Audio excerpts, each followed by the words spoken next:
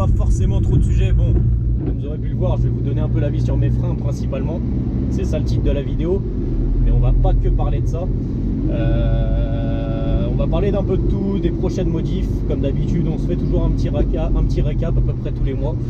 Les nouvelles modifs, les nouveaux achats, toutes les choses qui pourraient arriver, que ce soit en termes d'automobile ou une nouveauté sur la chaîne, peu importe, mais principalement l'automobile évidemment. On va parler du premier sujet, des freins, parce que c'est le titre de la vidéo. Pour 90% des gens qui ont cliqué, je pense que c'est pour ça, donc on va parler directement des freins.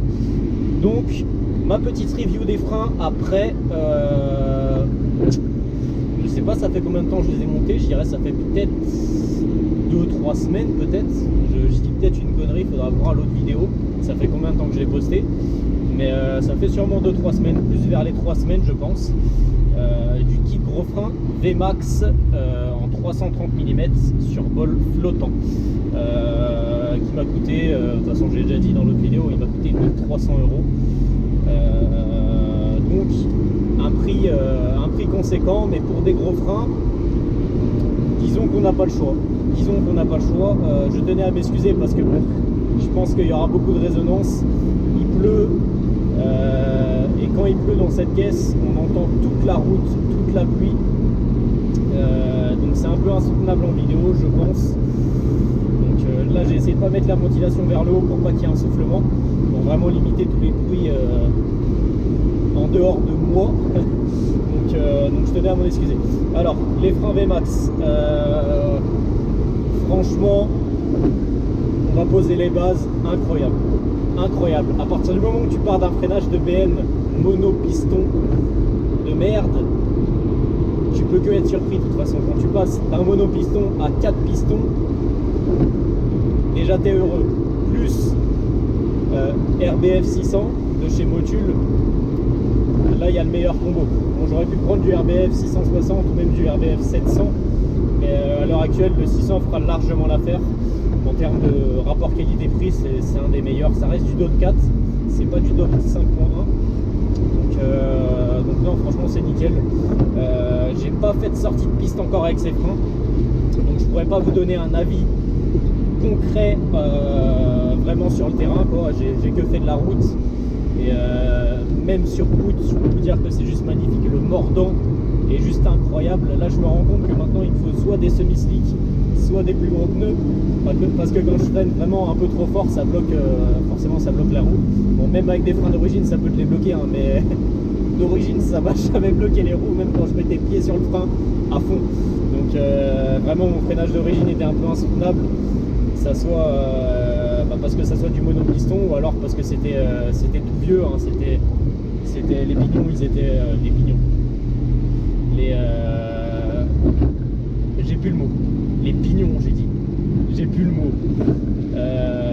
Les pistons étaient grippés, donc il n'y a rien qui allait. Il y a un piston grippé. Les disques, c'était pas les disques, c'était du M-Tech que j'avais mis. J'étais agréablement surpris. C'est pas parce qu'ils me les ont, c'est pas parce que j'étais en collab avec eux que je dis ça pour ça, hein. J'aurais dit la vérité. Non, c'était des super freins, des super disques. Comparé aux Zimmermann qui m'ont fait une sortie circuit et qui étaient voilés, les M-Tech faisaient largement plus le taf et étaient même moins chers. J'étais resté en plaquettes Zimmermann. Les plaquettes Zimmermann par contre faisaient très bien le taf. En termes de mordant c'était ok, mais après ça restait du monopiston, donc dans tous les cas c'était pas vraiment très agréable. Donc voilà. Franchement, du coup, on va revenir au frein VMAX. Je peux que vous les conseiller. Je suis pas sponsor par eux, j'aimerais bien, mais le mordant est incroyable. Il faut vraiment tester sur le terrain, on va dire sur piste, pour voir vraiment ce que ça donne. Mais rien qu'au premier ressenti, aux premières semaines, déjà c'est magnifique. Les freins sont beaux, ça tu peux rien dire sur ça. Il y a énormément de mordants. Au début je les avais changés, du coup j'avais changé les freins avant, mais mes plaquettes arrière étaient mortes parce que j'avais fait une sortie full ambrée. Il faut savoir que quand je fais une sortie circuit, en une demi-journée, mes plaquettes arrière sont mortes. Pourtant évidemment je désactive toutes les aides pour éviter justement que ça me muse encore plus mes plaquettes arrière, mais je désactive tout, enfin bref. C'est surtout parce que c'est des disques pleins. Il n'y a aucun système de ventilation dans les disques arrière. Et les disques arrière, ils chauffent énormément. Donc ça doit en fait faire fondre la plaquette. J'ai essayé du Brembo, ça a tenu autant que du Starks. Donc la Starks c'est la marque d'Autodoc. C'est la même chose que Ridex, hein. C'est exactement la même chose. Là j'ai mis du Mapco. Donc le Mapco a l'air d'être correct, hein. C'est une marque que je connaissais mais que j'avais jamais testé. Donc pour revenir à ce que je disais au début, quand j'avais changé les disques pour les VMAX, mes plaquettes arrière étaient mortes. Donc même avec les plaquettes arrière mortes, mes freins freinaient plus que quand j'avais tout neuf plaquettes avant-arrière. Donc c'était juste incroyable. Et là, mes plaquettes arrière sont neuves. Les freins sont franchement magnifiques. Là, je pourrais pas faire de test de freinage brusque parce que tout simplement il pleut. J'ai pas envie enfin c'est pas la condition pour taper des gros freinages comme ça, parce que ça va tout simplement pas être efficace, hein, parce que les pneus sont bons, mais c'est pas des pneus pour la pluie, c'est des Toyota R1 pour ceux qui ne savent pas. Ils sont des très bons pneus, rapport qualité-prix très correct, mais sur la pluie c'est pas une folie. C'est pas une folie du tout. Beaucoup moins performant que les Dunlop RT2 Sport Max, je crois que c'est ça qui s'appelait les Dunlop, sur le mouillé. Par contre sur le sec les TR1 j'ai l'impression qu'ils sont mieux, et même en termes de prix du coup ils sont imbattables. Donc voilà, pour revenir au frein, ça fait 20 fois que je dis ça, mais bon, dans les vidéos comme ça je fais toujours me répéter. Franchement je suis super content, le projet se concrétise, donc c'est franchement super cool. Il y a encore vraiment beaucoup de choses à faire, ça c'est sûr, il y a encore énormément de choses, en termes de châssis, surtout de moteur, il y a beaucoup de choses à peaufiner, donc franchement les freins c'était vraiment quelque chose de très important pour la prépa. Les freins arrière je ne sais pas encore si je vais y toucher, j'allais dire je ne pense pas, mais franchement je ne sais pas, parce que si j'y touche je ne mettrai pas du kit gros frein arrière, je ne suis pas fou pour ça va me coûter le même prix que l'avant, et l'arrière forcément c'est du 30-70 voire du 80-20 en termes de répartition de freinage. Donc l'arrière c'est important, je suis d'accord, mais si un jour je change l'arrière, je changerai pour du freinage par exemple de 335D, donc je passerai en plus gros diamètre, en disque ventilé, mais ça restera du monopiston parce que les 335D de mémoire, même les disques avant, enfin les étriers avant du coup sont en monopiston, donc c'est pas une folie. Après le diamètre est plus gros, je crois que sur 335 c'est du 360 mm, une connerie comme ça, voire peut-être un peu plus, donc plus gros que les disques que j'ai là, mais bon c'est pas la taille qui fait que ça freinera plus, que ça freinera moins, au contraire c'est beaucoup de paramètres, dont les 4 pistons, parce que forcément quand tu n'as qu'un piston qui écrase le disque, bah forcément il y aura une grosse force d'un côté mais forcément rien de l'autre, donc ça créera aussi un déséquilibre qui fait que ça voile le disque. C'est aussi pour ça que BM ils sont pas bons en termes de freinage, parce qu'ils font un peu de la merde, parce que mettre du monopiston sur une 335D, chiant. Chiant, c'est bien beau de mettre des gros disques, de faire stylé en mettant des fois des percées rainurées, mais arrêtez avec vos monopistons quoi. Enfin, là ils se sont un peu améliorés je crois avec le temps, mais vraiment à l'époque, ces années-là, années 2000-2010, c'est vraiment calamiteux, c'est vraiment très calamiteux. Donc voilà, si je change l'arrière, ça serait vraiment sur du freinage d'origine, mais d'une gamme plus haute. Comme ça, j'ai au moins du ventilé. En fait, l'arrière, il me faut vraiment du ventilé, parce que changer des plaquettes en une demi-journée de piste, c'est vraiment très chiant. Après, Folambray, ça reste quand même beaucoup axé sur le freinage, donc c'est pour ça que ça me fume évidemment mes plaquettes. Le Nurb, je ne fumerai pas mes plaquettes en une demi-journée parce que je ferai déjà beaucoup moins de tours, forcément. Bah oui, forcément. Mais les freinages sont moins, j'allais dire, sont moins brusques, pas forcément, mais moins continus. Enfin, il y a plus de pauses entre parenthèses pour refroidir les freins. Il y a beaucoup de lignes droites, etc. Tu prends beaucoup plus de vitesse qu'à Folambray, et les freinages ils sont pas tous les 2 secondes. Voilà, c'est ça que je voulais dire. Alors que Folambray, Tu tapes une mini ligne droite, tu freines comme un porc. Tu tapes une ligne droite, tu freines comme un porc. Tu freines vraiment tout le temps. Tu es tout le temps sur les freins. Et tes freins n'ont jamais le temps de refroidir en fait. À part quand tu fais ton tour de refroidissement. Mais franchement, Follet-en-Bray, c'est le circuit qui tue vraiment le plus les freins.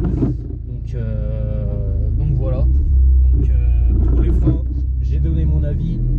Super, plus qu'à tester sur piste, mais franchement je suis déjà convaincu. Ça va être juste magnifique. Pour les prochains projets, pour les prochaines modifs de la voiture, prochain projet qui est déjà finalisé, on va dire. Achat d'une nouvelle voiture, un petit délit. Évidemment, il y aura une vidéo sur la chaîne, ça c'est sûr. Je l'ai déjà acheté, mais il faut que je l'assure. Donc l'assurer un dimanche, c'est un peu chiant. Donc je l'assure lundi. La vidéo, elle sera la semaine prochaine, en théorie.